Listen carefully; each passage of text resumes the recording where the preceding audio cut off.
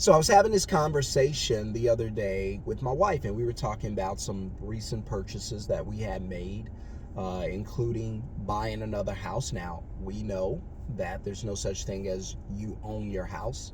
You can borrow your house. You can be a loan owner, but never a homeowner. And even if you pay it outright, you still don't own it. The land belongs to someone else. If they come to take their land, they're taking everything that's on it, including your house. So home ownership, we'll talk about that in another video, but it's one of the biggest scams that's out there. So we were talking about the idea of stacking money in a bank account versus the idea of having money come in residually. And so if you watch this channel, you know that I'm not big on just stacking money in a savings account or an emergency account or a rainy day account. In fact, I encourage you to not even call it that, because I think you'll manifest an emergency. I think you'll manifest a rainy day, and you don't want that. Sure, life's going to give it to you on its own, but I certainly don't want to call it into existence, right? And so I always say, manifest the things that you want, not the things you don't want, right? So when you manifest ideas of things happening that you don't want to happen, you end up with anxiety because you anticipate outcomes you don't really desire. Well, don't anticipate them, right? And I've done it too, so I'm no different than any of you. By the way, hit subscribe, hit thumbs up, welcome to the channel. If you haven't joined already, please consider doing so. This channel is the Keep It Real channel. No fluff about finances, no fluff about building a business from your phone. I'm going to teach you that. I'm going to teach you some things about money you may or may not know. There'll be some of you that are viewing this video that know a whole lot about money that I don't know. And I appreciate if you share your ideas in the comments. So if you have any question or comment, you're welcome to drop it. I appreciate it all. So you're talking to a guy who just a few years ago, I was homeless, I was a janitor, I lost that job. How do you lose a job as a janitor, right? And wasn't paying much money. I would clean the schools and buildings after school let out. We had about 3 schools that we would hit every day, and that's what it was. And I lost that job, got fired from that job because I wasn't very good, and I wasn't a very good employee. Some of you're just not very good employees, and I wasn't. I just wasn't. So being an entrepreneur is one of the best things that happened to me. It's probably one of the best things that's waiting to happen to you. And so I always tell you guys that, stacking money in the bank account and leaving it there is a terrible idea. It's not just a bad idea, it's a terrible idea. Why? Because imagine you go out, you make an extra $1,000 for the month, right? And you don't need it, but it's an extra 1,000. So typically, normally what you would do, the average person, by the way, don't be the average person, would just take the money and put it into a bank account. And then what? Nothing. Leave it there. So let me ask you this. Money is a tool, right? You understand that, right? So if you don't use the tool, what's it worth? If you don't use the money, how valuable is it? There are people that's probably got $500,000 in the bank account and won't touch it. Well, what's the point? What's the point of I submit to you that you're better off not even earning the extra $1,000 than you are to get it and put it in a graveyard or bury it in a cemetery, which is a banking system. Now, it's not a cemetery for them, it's a cemetery for you.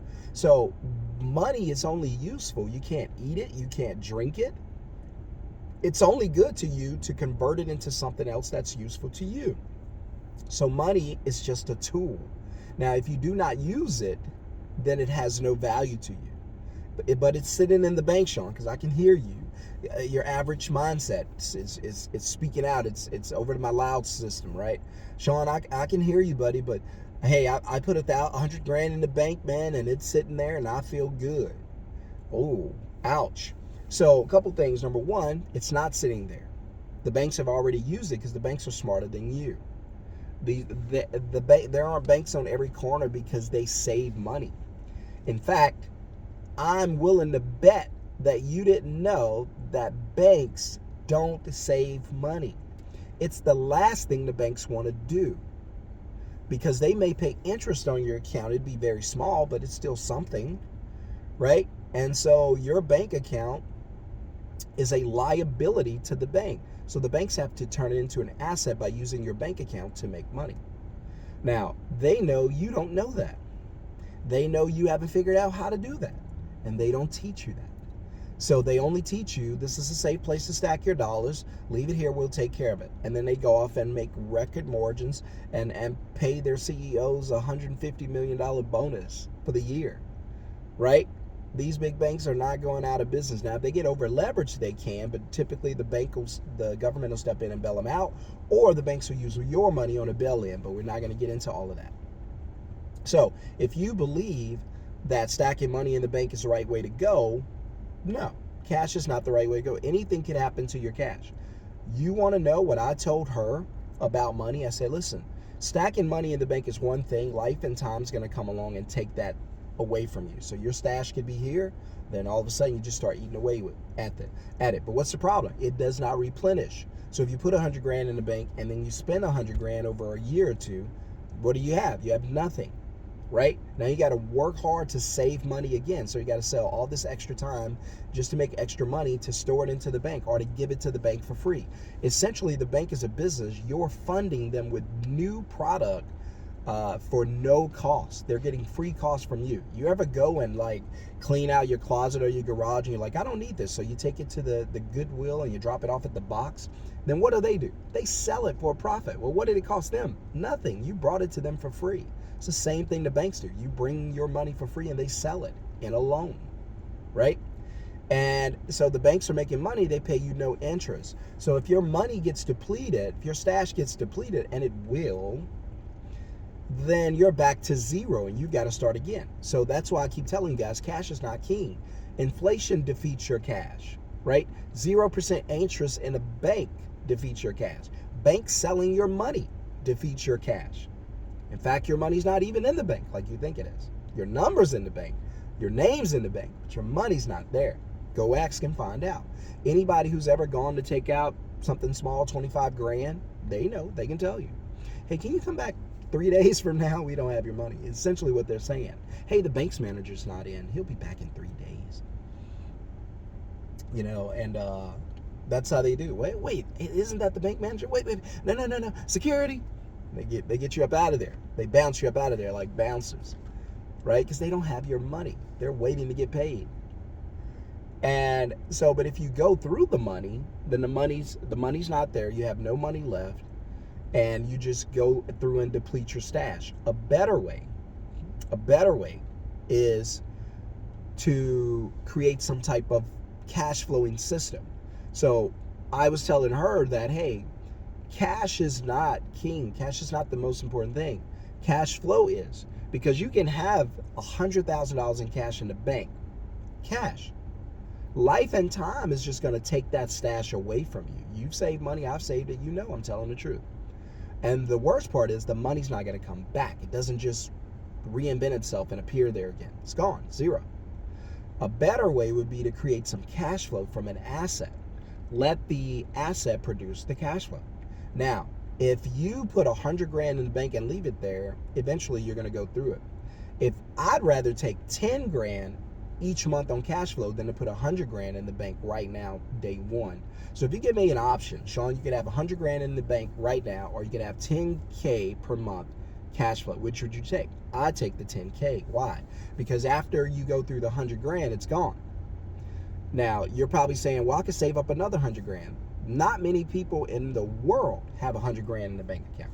80% of America don't have 5,000. So it's going to be very hard for you, because I know what you're saying. I can read your mind, your thoughts, and I know what you're saying, that, hey, no, I could save it up again. Well, how long is that going to take you?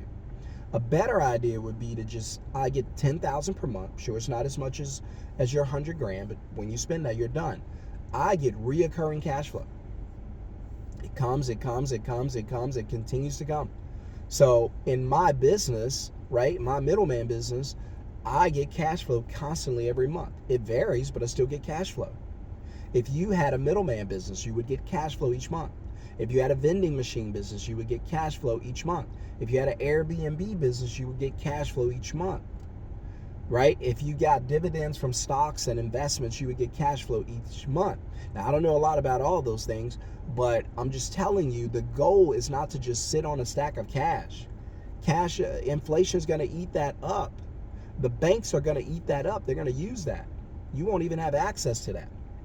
A better way would be to learn to create a system that produces cash flow. So start a business, start a side hustle, let it generate cash flow. It does not have to make you $1 million. It does not have to make you rich.